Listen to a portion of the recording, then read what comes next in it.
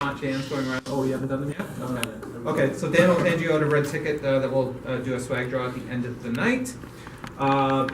This year we are especially thankful for all of our full season sponsors. So North Sales Software is one of our full season sponsors.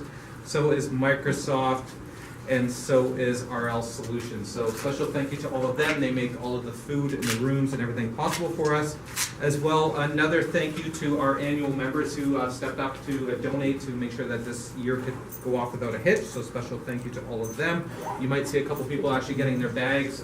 We drew names of winners last month, and a few of them actually won, so they are getting their bags tonight.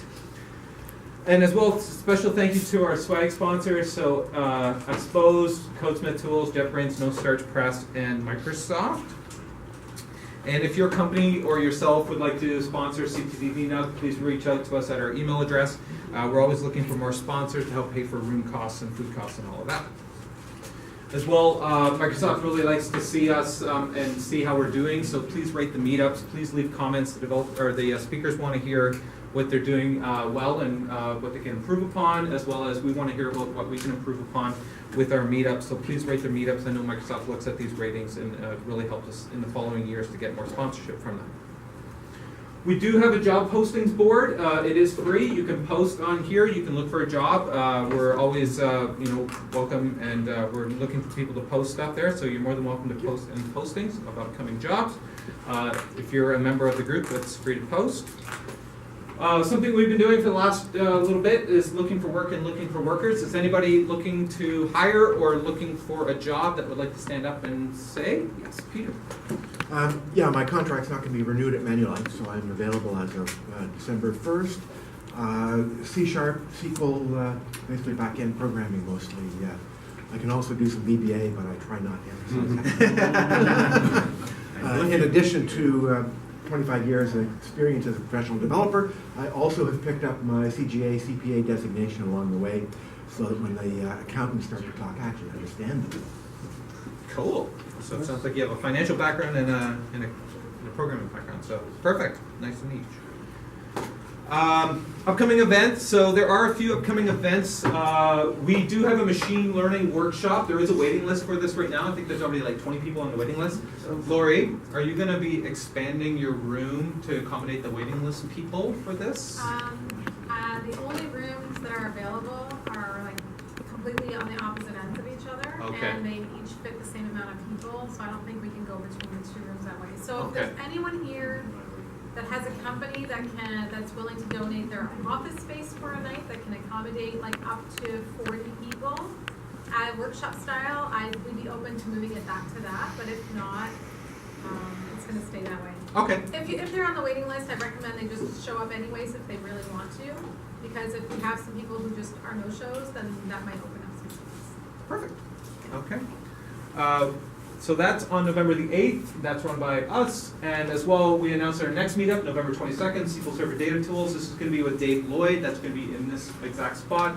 I announced this on Saturday, and there's already 35 people signed up, so it's a pretty hot topic. SQL is very popular in all the surveys we do every year. People are asking for more SQL stuff. So we're trying to accommodate that, so please come out and check that out. Toronto.NET, they have a meeting tomorrow night with TypeScript and React, and then they're having another DevOps, this is with Max, on November 28th, and that's already got 38 people as well, so if you're interested, you can check that group out. As well, Hacker Nest, they're doing their November meetup, already 61 people going to that, so if you're interested, check that one out. And Terry over at WIT Pro, just down the street, downtown, is doing something at Trios College all about Windows containers, and there's already 20 people for that. And finally, if you haven't signed up, Microsoft Tech Summit, please sign up, please check it out. A lot of people here are actually going to be there. I don't know if Lori's going to be here. I'm working on it. Damian's going to be there, myself, Arlen, Jen, we're all going to be there. Lots of MVPs, lots of people from Microsoft Corporation, Microsoft Canada. It's free to attend, free food, there'll probably be swag. Come in if you want to goof off for a couple of days before Christmas, come and check it out. You might learn a few things too. So if you want to get out of the office, come check it out. Tonight's presentation is with Damian. I met Damian earlier this year in Toronto. He was a transplanted Aussie. He's a former MVP, now works for Microsoft Corporation in Redmond. And he's here for a year while his wife was studying, or is studying. And will soon be returning to Australia. So Lori and I cornered him and pinned him to the mat in Winnipeg to say, hey, come speak to our group. And so we're very delighted to have Damian come and talk about VSTS. So please give him a warm welcome. That's exactly right. I got cornered in Winnipeg. I think the time between Laurie saying, can you come in and speak, and having an invitation in my inbox was about 3 or 4 minutes, which is a bit slow for Laurie, I think. So yeah, my name's Damian. I am a cloud developer advocate at Microsoft, which is a new role they've kind of come up with. There's a bit of a history behind it, but in general, the idea is that we actually sit underneath engineering. So we have a direct line path to the engineering teams who write the products. So being an advocate as opposed to an evangelist means that we can advocate for Microsoft. So tell everybody how awesome Azure is and Visual Studio Team Services and all that kind of stuff. But also we can advocate for the community and go back to the engineering teams and say, hey, you got this stuff wrong, or this needs to change, or you're doing this well, we need more of it, that kind of stuff. So that's my hashtag, that's my handle on Twitter, just there as well. So if there is anything with the Microsoft products, especially around Azure and Visual Studio Team Services, feel free to tweet at me and I will loop in product team members, or at least email them if they're not on Twitter. And Donovan Brown, does anybody know him? He's my boss. He's like the DevOps guy at Microsoft. We have, both of us individually, kind of led to change being pushed into Visual Studio Team Services on the same day when people have noticed bugs. So we can actually get things moving, which is kind of cool. It's nice to be in that position. So feel free to tweet at me if there's anything you want to talk about. So before I worked for Microsoft, which is only about 3 or 4 months, probably 4 or 5 months now, time is flying, ago, I worked for Octopus Deploy. Does anybody know Octopus Deploy? Yep, a couple of hands. Okay. Deployment automation software. The entire company is based out of Brisbane in Australia at the moment, and they're slowly expanding. I worked for them for a little while in Canada, but it got a little bit difficult with the time zones. I was only able to ask myself for advice, and that didn't go very well. So Microsoft came along and I joined Microsoft, and that was great. Prior to Octopus as well, I was in consulting. So I used to go to companies and help them with their dev process more than anything else. So I've seen a lot of what different companies do for DevOps in different ways. Everything from kind of the agile stuff all the way through to infrastructure as code and how they operate, how they actually end up pushing stuff out to production. So that's kind of where I landed when I got to Microsoft. You've probably noticed as well, I'm speaking a bit strange. It's because I'm from Australia, so I do Australian things like play beach volleyball and surf. Occasionally get murdered by evil creatures that live in Australia. And I also like to travel, which is pretty handy as well. I think this is the first solid week I've been in Toronto in about a month and a half. So traveling is something I enjoy doing to an extent. So yeah, I've been spending the year in Toronto while my wife works at Sunnybrook Hospital. She's an anesthesiologist, so she's the smart one in the family. So that's finishing up this year and we're moving back to Australia. I'm part of a team within the Cloud Developer Advocates who have been kind of jokingly nicknamed the League of Extraordinary Cloud DevOps Advocates. Donovan Brown, the guy with the black shirt, he tweeted a whole lot of silhouettes behind him and said he's building a team, and it got a little bit of hype within the kind of Microsoft-y DevOps community, and he slowly started filling in the silhouettes with people as they joined. Steve on the right there was the last person to join, and he jokingly said to Donovan in a DM on Twitter, "Can't wait to join the League of Extraordinary Cloud DevOps Advocates." So of course we made a website and a Twitter handle and a hashtag as well that we now watch and actually feeds back into our Teams room as well. So if you tweet that, we'll all see it. And so our team is actually growing. Really, really recently, Donovan tweeted this. So he put another silhouette behind us. And this is a person who's joining. They have confirmed, but I can't tell anybody who it is, unfortunately. Very strong in Linux, open source, DevOps stuff as well. So we'll be 5 people very soon. And we are all part of a larger cloud developer advocate team. So Microsoft actually hired a whole bunch of people from the open source community for this team. The idea is, I can't remember exactly how Jeff Sandquist kind of runs this whole division at Microsoft, and I think he put it like you go fishing where the fishes are and sing their fishy songs or something weird like that.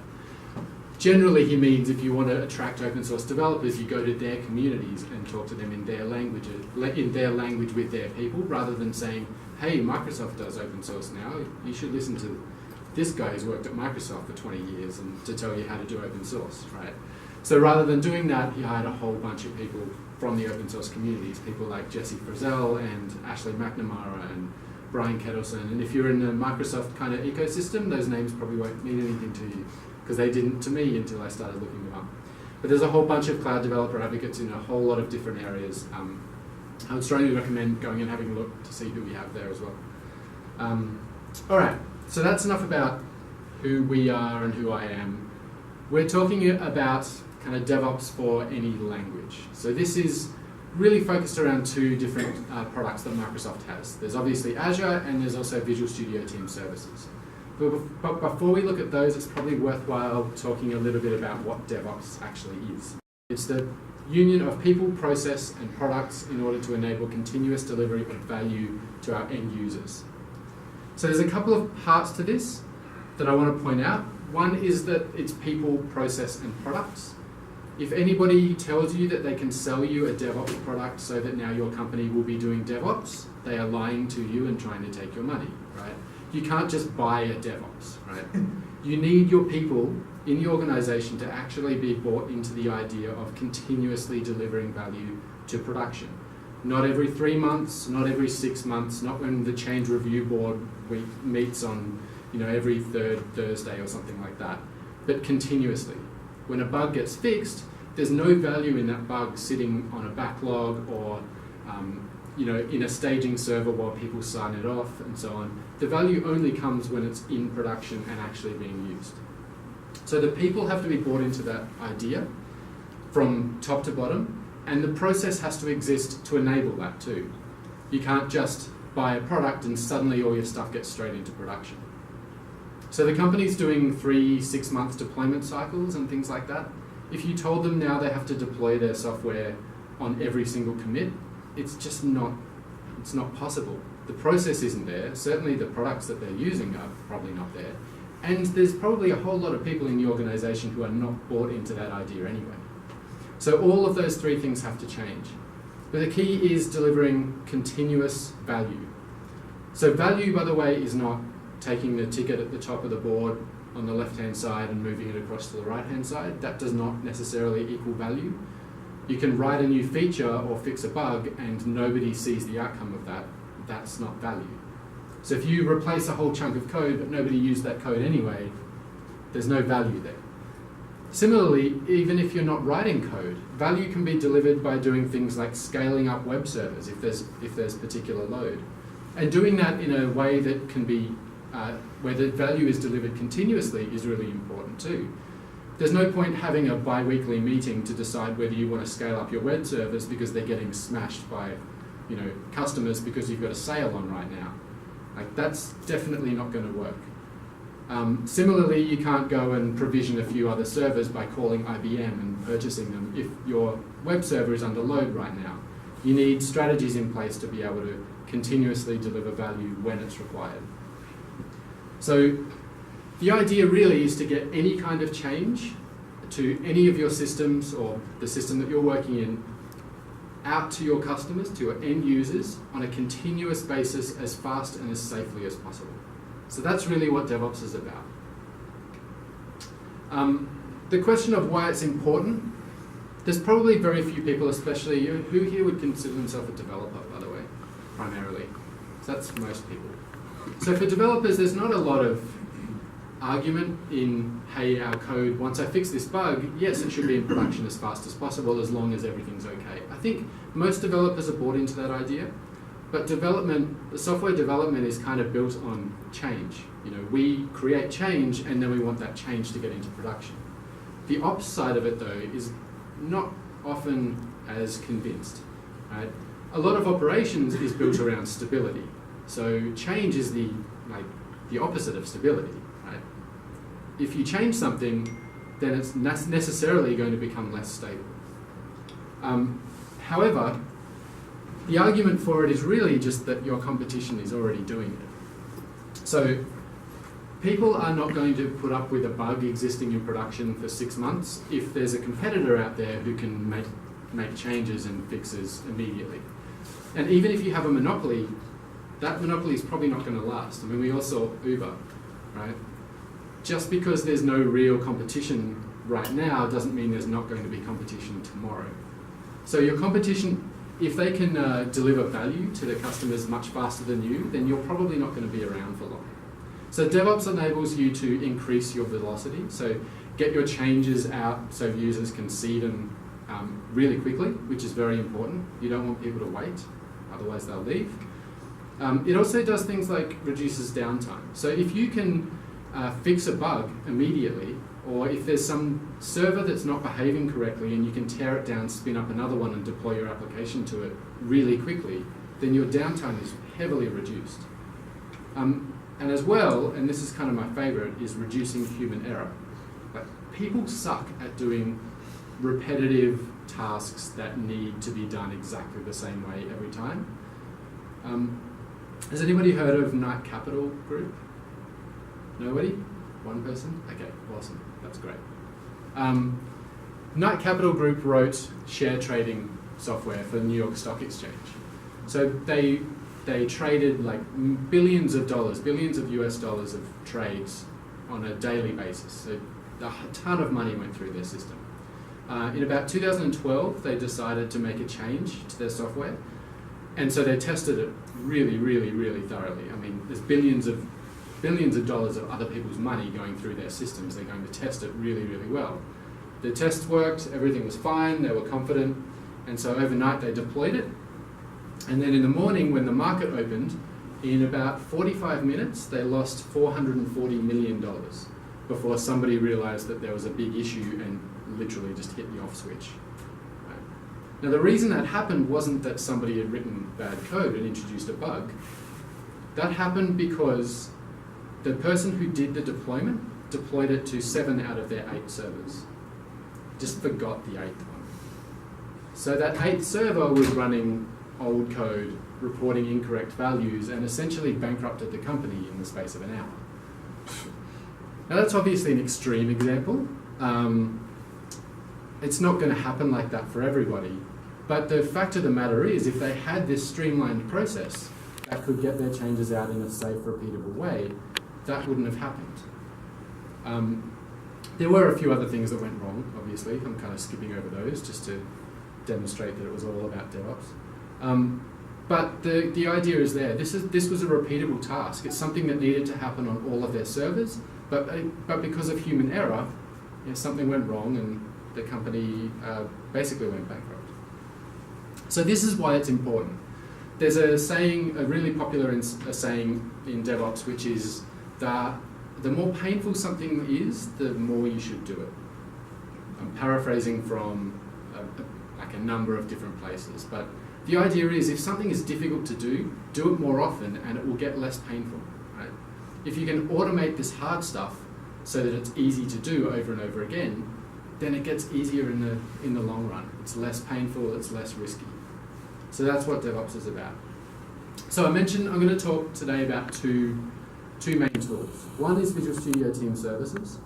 Now this is a slide that came from a deck from Scott Guthrie, and just when I was running through this before, I realized there's nothing on there about work item tracking or, managing your planning of your work. That's a very big part of Visual Studio Team Services, and I am going to touch on that when we do the demos in a sec. But just from the top, actually, let's see if this works. There we go. So VSTS gives you a code repo. You actually get unlimited private Git repositories for free with Visual Studio Team Services. You don't need to put in a credit card. You'll never pay for them. They're just free. Is anybody using VSTS now? A couple of people. TFS, like an on-prem version? Okay, more people. So these days, it's exactly the same code base, by the way. TFS and VSTS are exactly the same code base. There's just like a up to 3 month delay between what you see in VSTS and what hits in TFS. And that's mainly because Visual Studio Team Services is on a 3-week deployment cycle. Every 3 weeks they'll do a major release. TFS is on about a 3-month deployment cycle. Because it's a big piece of software that needs to be installed on enterprise machines, people don't want to update that every 3 weeks, so 4 times a year roughly is pretty much where it lives. That said, this 3-week deployment cycle for Visual Studio Team Services, they will deploy whenever they need to. So Dylan Smith was here last month, I think, right? He did a thing in Redmond, and I think one of the sessions actually showed somebody from the VSTS team on stage making a change to the code base and pushing it all the way through their pipeline into production in VSTS inside an 8-minute session. So they could just do that deployment all the way through to production while people were watching. It wasn't a big deal because they had this pipeline set up. So they can deploy whenever they want. The other big parts of VSTS are the build, test stuff. You can even do load testing and things like that. Release management for actually deploying. And VSTS is pretty much the solution if you want to deploy to Azure. You can deploy to Azure with all sorts of other tools, but it's pretty trivial with VSTS, and we'll see why when I get to the demos as well. In Azure, we also have tooling for monitoring, which kind of allows us to complete that cycle. So DevOps is really about a cycle. It's not a start to finish thing. It's a have an idea, implement, build, test, put it all the way through the pipeline, but then monitor what happens. So when it actually gets into production, you can see how people are using it, you can see if there's any issues, and you can feed that back into your planning as well. The VSTS team, I want to dwell on them because they've done this over a number of years and just improved this process massively. They used to have a definition of done that meant that the code they had was committed and checked in, and it was linked to a work item, and then the developers have said, yep, that's done. There's tests around it, things like that. Then they changed their definition of done eventually so that it had to be in production, right? Your feature is not complete until it's in production. Their current definition of done for a new feature says that it must be complete, in production, and have monitoring around it and telemetry around it to prove that it actually serves the purpose that the original task was supposed to serve. So if they've written a new feature, it's not done until people are using that feature as intended, or they've realized that people don't actually want that feature, they tear it out again. But that's their definition of done. It's this entire pipeline, this entire cycle, which is pretty cool, I think, anyway. The other thing with VSTS is it doesn't matter what OS or IDE you use. So Visual Studio is kind of the one that everybody thinks works really, really well with VSTS, and it does. But also VS Code, which is completely cross-platform, and things like IntelliJ and Eclipse and all sorts of other tools have some really nice integration. And we'll have a look at some of them soon. VS Code is like my favorite editor nowadays. It's amazing to go to these open source conferences and things and see how many presenters on stage just go to VS Code now, Visual Studio Code. I'll do a demo in VS Code in a bit. It's such a good tool. So I've mentioned that's Visual Studio Team Services. The other thing I'm going to be using all the way through is Azure. So Azure is, you can see these very corporate slides, by the way. Azure is used by 90% of the Fortune 500 companies in some form or another. So this is Microsoft's cloud. There's about 80 or so different services offered by Azure. So it's certainly not a cloud virtual machine system. There's app services, there's cognitive services, AI and machine learning, stuff like that. There's also all of your user accounts, account management and networking tools, and obviously there's definitely virtual machines. in all sorts of different flavors, but there's a ton of other features are in there as well. And part of the reason that a lot of these companies are using Azure is that Azure has more certifications than any other cloud provider. So the major two competitors would be AWS and Google Cloud Platform. There's a ton of these kind of certifications that Azure conforms to now. So all the ISO ones and things like that. But there's like US defense, US government stuff. There's various industry ones. I don't know what like any of these are, but was it CSDA, MPAA, Fact UK? Does anybody know what any of these are? I see the Canadian flag, by the way. So this is the Canadian privacy laws. So if anybody tells you we can't go to the cloud because we have privacy requirements, we can't store customers' private data on the cloud, you can. I mean, there's obviously things you need to do to secure the data yourself, but just putting it on Azure doesn't mean that it's suddenly secure, but it means you can secure it. So Azure has achieved that certification. So you can do all that sort of stuff. But this is kind of part of the reason why all of these companies are trusting Azure to some extent. The other thing is that there's currently 42 Azure regions worldwide. So this is more than all of the other cloud providers put together, which is a lot. And I think there's 2 in Canada now, right? They're open now, I think. I should know this. Yep. They're open now, which is good. I think Canada was they were slow to put one in Canada, right?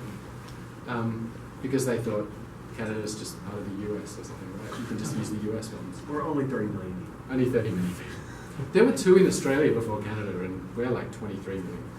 Of course, we're a long way away from everything, so like putting your data in Singapore was not a great idea if you're in Australia. Yeah, there's 4 in Australia now, which is awesome.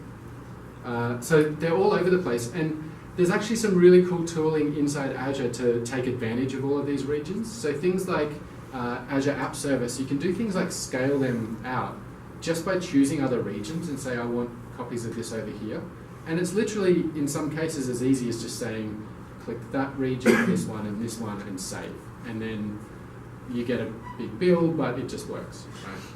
There's also things like Cosmos DB, which is the new database tooling in Azure, which is NoSQL and relational SQL, and like it's this really broad data storage kind of platform. And it will do replication across regions, same kind of thing, you just click where you want them, but then you can choose your consistency models too. So you can say things like, I want it to be session consistent. So in other words, if somebody uses the server in US East, for example, or East US, then when they write a record and read it again, that record must be there. But if somebody's looking at the same data in Europe, it might take a little bit to propagate across. But within a session, it's going to be consistent. Or you could say, I don't care, everything's just eventually consistent. Or you can say, I want to wait until it's propagated everywhere before that transaction completes. So all of this stuff is kind of built into the platform as well. It's really powerful, the stuff you can do. Now, Laurie tells me somebody already showed the Azure data center video. Does anybody want to see it again? Has anybody not seen the data center video? Okay, awesome. I'll play it again. There is really awesome music, but there's no real speakers, so you can just picture in your head just really dramatic music. Scott Guthrie likes to joke that there's so many Azure regions and they're so big that you can see them from space, but you actually can see them from space in some cases. And there's some, like the one in Ireland as well, which currently uses about 20% of the electricity in Ireland, which is good and bad. It's good in that, it's growing, it's clearly being used, but also bad in that their current trajectory of growth means that they'll overtake the entire country's electricity requirements in the next few years. So they need to work out some ways to generate their own electricity.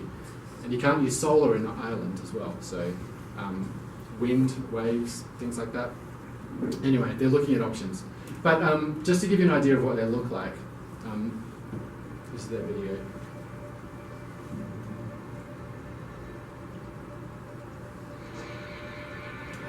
This is loud enough. Oh, it's coming from the projector.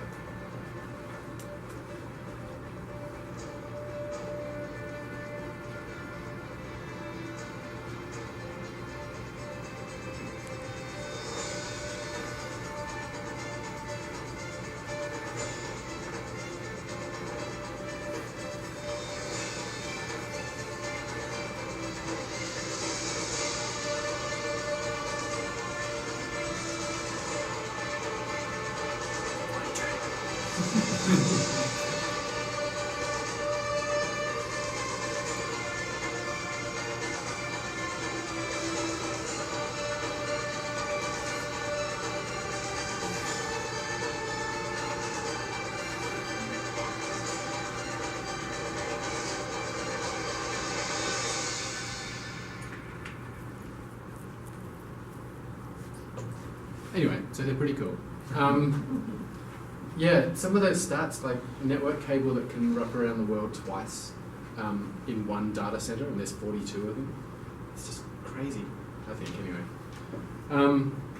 All right, so these are the two tools I'm going to talk about, right? Visual Studio Team Services and Azure. So I'm going to do a few demos. We're going to do demos in 3 different operating systems, 3 different languages. And all of them are going to be deployed to Azure, just because it's easy enough to do that. I'm going to use 3 different IDEs, obviously, and we're going to use Visual Studio Team Services to build that end-to-end pipeline, the continuous integration, continuous delivery, or continuous deployment pipeline for all of those. One of the things that I want to really get across here as well is that the Microsoft tooling that we've got is definitely not just a Microsoft platform anymore. It's literally any language, any platform. We don't care anymore if you're using IntelliJ on Ubuntu deploying to Linux, like deploying the Docker containers running on Linux. There's native support for all of that stuff. So this is kind of the message I want to get across. However, the first one, let's just do the super fun happy path. I'm going to do a .NET Web App using Windows, deploying to Azure App Service. Before I start with this, does anybody have any questions about what I've said so far? Because the rest of it's going to be me being distracted writing. Well, not really writing code. I don't write code anymore. Not real code, anyway. Nope. Awesome. So, here's what I've got. We're in Windows. I have my code in... Oh, let's just turn this off. Is this still, in a second, is this still large enough for everyone to see? Okay, that's not good. Can everybody read this so far? Yep, that's good. All right, so let's do a file new project. So that's where all good demos start. I've kind of increased the fonts, and this and the projector means that it's a little bit weird, but I'm sure it's not too off-putting. So I'm going to create an ASP.NET Web Application. I'm going to use full framework just because this is like super fun, happy path. I could do .NET Core. This actually would work perfectly well with .NET Core. But just to make it a bit more realistic, we're going to make it ASP.NET full framework application. The other thing I'm going to do is create a new Git repository. Now this only creates a local Git repository. It doesn't push anything to the cloud. It doesn't push anything to VSTS. It's literally exactly the same as if I was to create a new file without turning that on, or a new project without turning that on, then finding a git ignore file that knows what files Visual Studio dumps on your hard disk, and then doing git init to say, this is now a Git repository. So there's nothing special there at all. So let's click OK. Let's first delete the one I already had.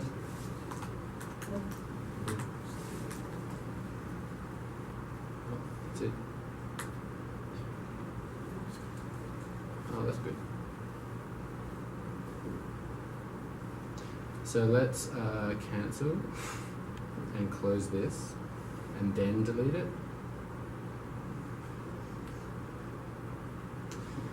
Yep. And I'll do that again when this starts. So I'm just going to create an ASP.NET MVC application. Yeah. Actually, just a question. Are you going to share your slides in the video? So the slides I can definitely share. Yep. The video, I think you were going to put it on YouTube. Is that right? There's also, these are very similar demos to ones that I did at Ignite. So if you go to channel9.microsoft.com, there's a session that Donovan Brown and I did. There's some tiny variations in what I'm doing, but it's essentially the same thing. Yeah. All right. New .NET Git repository. Yay! All right. So step 2. MVC application. I'm going to add unit test as well. just so we have some testing around it, and click OK. So it's just creating the project, initializing a Git repository locally as well, so I at least have some local source control. But the first thing I'm probably going to need to do is push this code up to Visual Studio Team Services, just to a Git repository in VSTS. Thankfully, that's actually really easy to do. If you go to Team Explorer and then sync, you can publish Git repo. So it knows who I am because I'm already logged into Visual Studio, and so it knows what accounts I have access to. I've already set up a visualstudio.com account called Demo MS Demos, but if I didn't, the step I've skipped here is going visualstudio.com, clicking the button to sign up, and then putting in some details. No credit card details though, just what name you would like, pretty much. And we're going to create a new repository called demo.net. Hopefully it's a new repository. It's going to be awkward if it's not. So these are the projects I currently have, just these three in my Demo MS Demos Visual Studio Team Services. If I refresh that, has it got there yet? There we go. Demo.net is there now.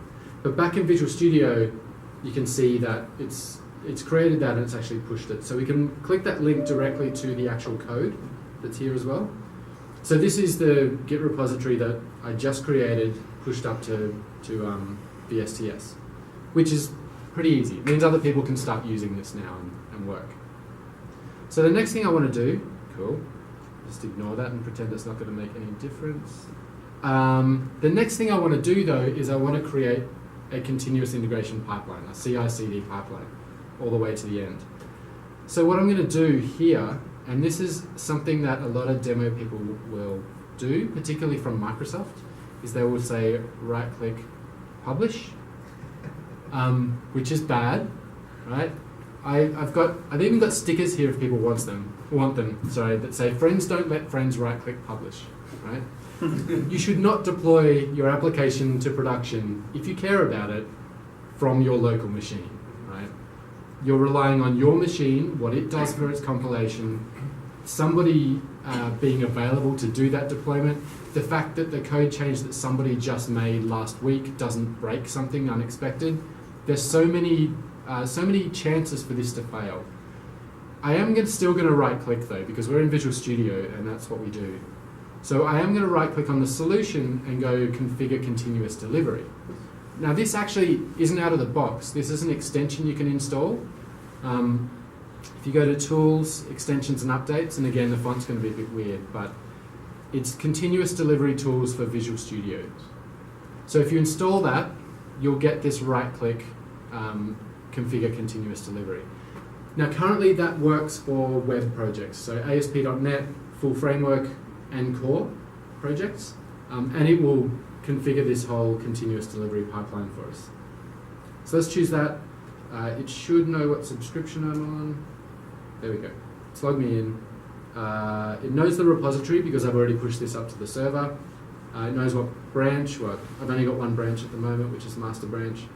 And same thing, the accounts that I have are the same as my Azure accounts, so it knows what subscriptions I have access to. So I'm going to use this one, and then it needs an app service to actually deploy to. So I haven't even created anything in Azure to deploy to yet. It will create that for me. If I wanted more control, I could click Edit, change the location that it's at, the resource group, even the service plan size if I wanted to actually spend more money, have different regions and things like that. Or if I wanted to use an existing resource group too, that's easy enough to do. But I'm just going to leave it as the defaults and let it create a new app service for me. And I'll click OK. So what this is going to do is going to create three things. And I'll zoom in a little bit just so you can see what it's doing. And so I can see very easily when it finishes.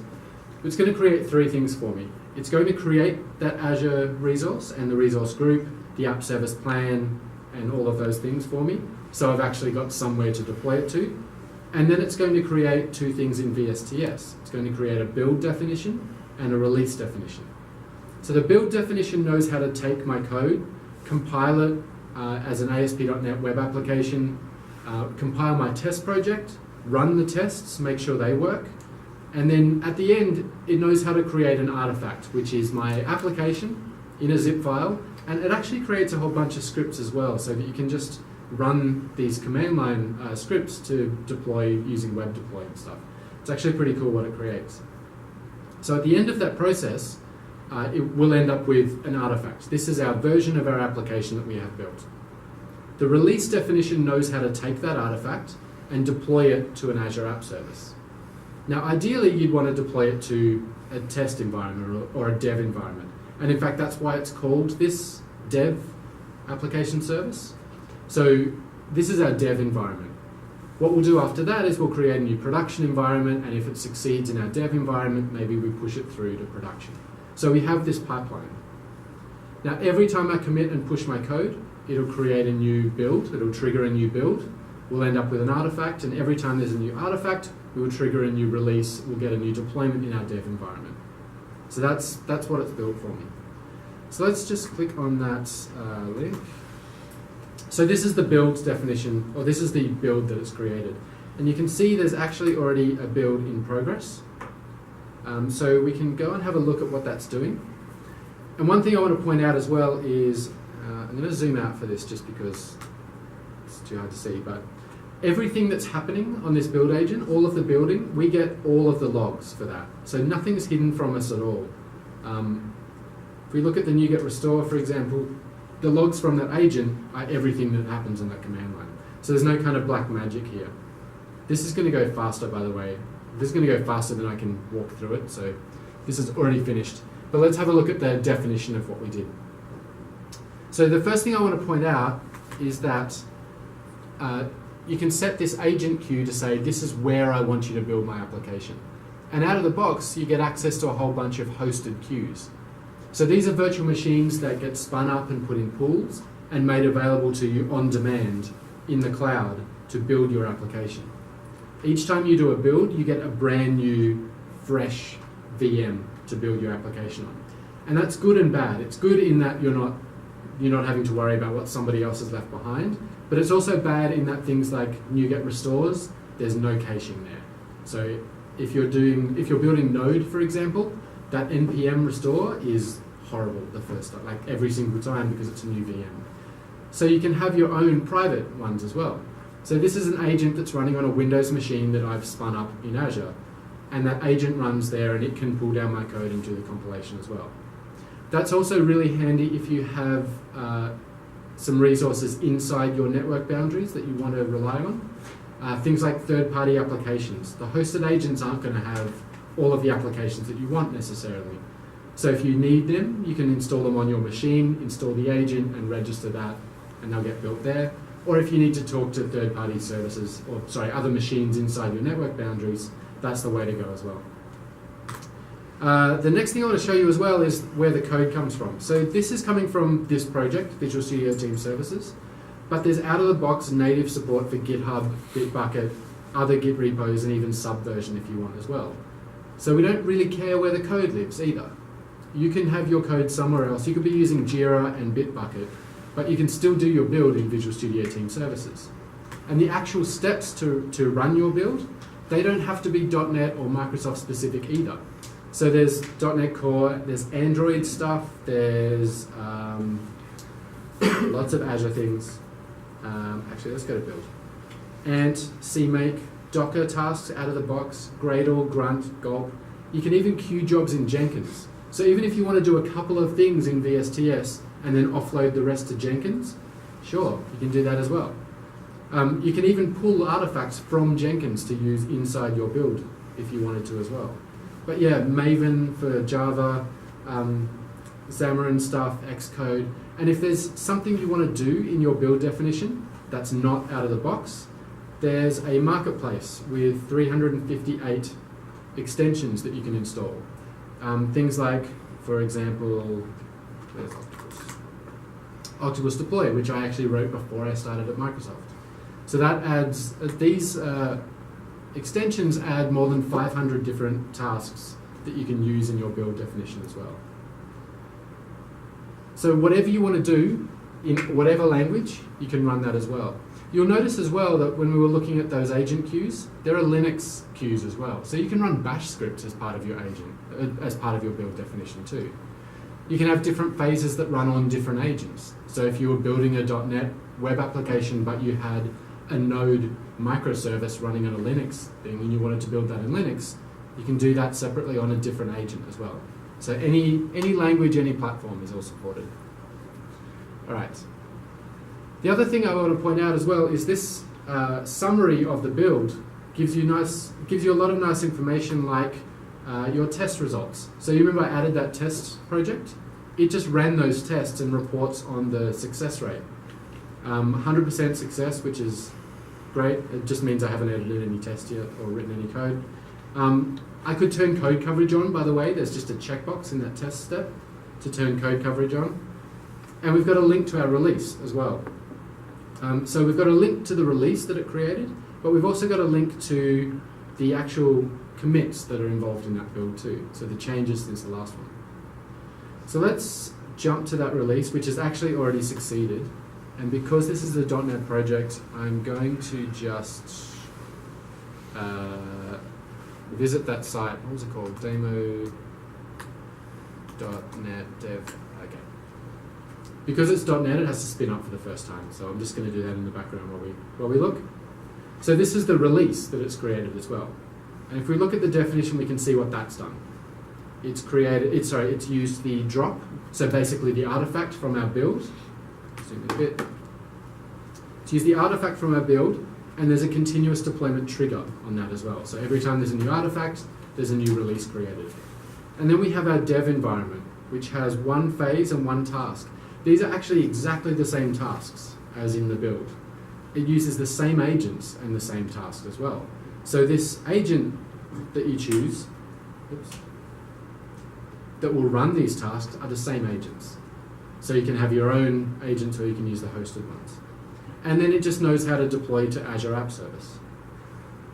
So this is that first environment, which is dev. I mentioned that we probably want to go to production after dev has succeeded. So we can clone that, call this one prod. And we want to do something, we want to do some changes like change the app service that we're actually deploying to, or maybe we want to deploy to a different slot. So Azure App Services have the concept of different slots, and they're kind of parallel websites that you can tag with, this is staging, this is production, this is QA, for example.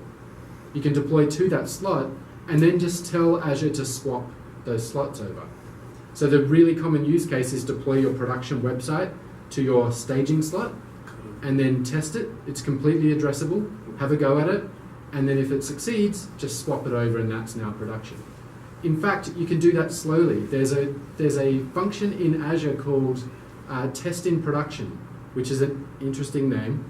Actually, I'll go to the thing I'll show you. Demo.net dev app service. That's the one. Yeah, there's a really cool thing called testing in production, if I can find it. There you go. Testing in production. And what that lets you do, I don't actually have another slot, but if I did, I could say, well, send 10% of my traffic to the staging slot. Does that work? Are people complaining? Am I getting exceptions? Okay, fine, let's ramp that up and slowly move it across. Really, really powerful stuff if you want to do it that way as well. So the other thing I would probably want to change is that this is an automatic deployment to my dev environment. By cloning it, I've just made it an automatic deployment to production once dev succeeds. I probably want to set up some pre-deployment condition to say, look, I have to approve, for example, that deployment to production. So it's not going to go onto production until I mark that as ready to go. So what this will do now, the whole pipeline, is every time I commit any code and push that up to the server, it will run a build. That build will run all my tests, make sure everything's okay in that respect, build an artifact. The release will pick up that artifact, deploy it to my dev environment. I'll get the opportunity to test it, make sure it's okay, and then if I approve it, I can say, okay, now go to production, and it'll do that deployment to my production site. So you notice that I didn't really write any code or move anything around to do this. This is why it's the super fun happy path, right? You can start with this out of the box stuff, but all of this is completely yours. There's no black box here. This is completely yours to control. You can add anything you want to it, and you can tweak it any way you want. So that's kind of the super fun happy path. Oh, hang on, I didn't even show you the website. There we go. So this is up and running in a new Azure App Service, right from Visual Studio all the way through. Pretty cool. Any questions?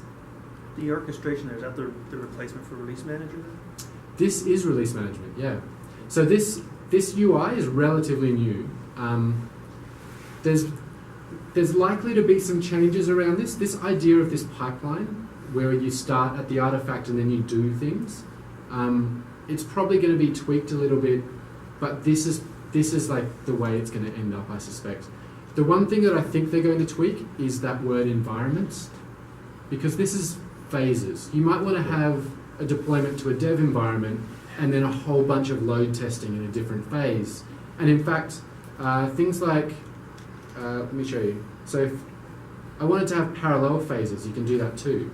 So maybe I want to deploy to my dev environment and to a load testing environment and run all of the tests there, and then if both of those succeed, come through. So you can already see these aren't really environments, they're more... We call them release phases. Release phases, yeah. So they've already used phase. I think what they'll probably land on is stages, Right. but I don't know.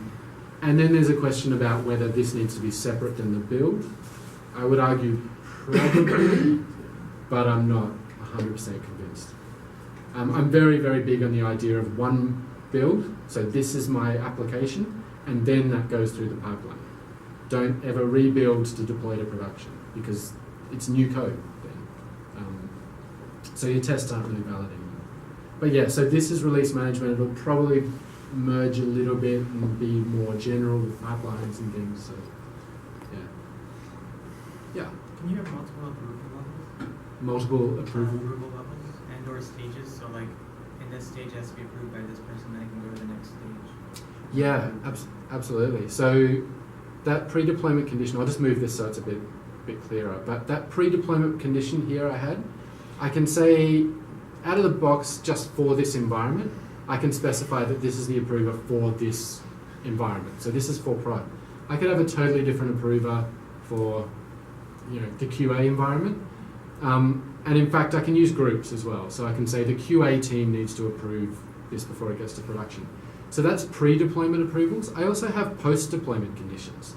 So I can say a really common use case for this is pre-deployment to the QA environment is done by the QA team. So basically they're saying, yes, we're ready for the QA environment to contain this application. And then at the end, they're saying, right, we've run our tests. This has been accepted in this environment, and then it can go on to the subsequent ones. And maybe there's a new pre-approver for production, for example. So pre and post approvers are useful. There's everything you can do in VSTS as well you can do via the API. So if you have a third-party tool that you use for approvals or something like that, as long as it can hit a REST API, you can do this automatically from a third-party tool.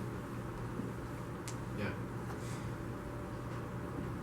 But if you're not merging the actual code, like from dev to a staging rate, if you're just opening up that pipeline from development to production, Yeah. He didn't really get into it, but he's pointing master. So anything that on master kicks this off. So this is all master. In the next demo, I'll talk a little bit about branching strategies as well. I'm very much a trunk-based development kind of guy. This build definition that leads into the release, my personal opinion is that should always be your trunk or your master branch. If you do other stuff with feature branches and so on, create builds, push them to test environments, staging environments, that's fine. But the pipeline that eventually gets to prod, I think that should always be your master branch. Or at the very least, it should be a consistent branch. So you always have this same branch being built and then pushed all the way through your pipeline. But yeah, the next demo, I'll touch on branch policies and things like that as well. Awesome. Take a break for 10 Yeah. minutes. So I'll give Damon a chance to catch his breath, and if you need to use washrooms, back out towards the front and just before the checkout desk, make a left. There's lots of cake left, so help yourself to some cake, and we'll reconvene about 7:40.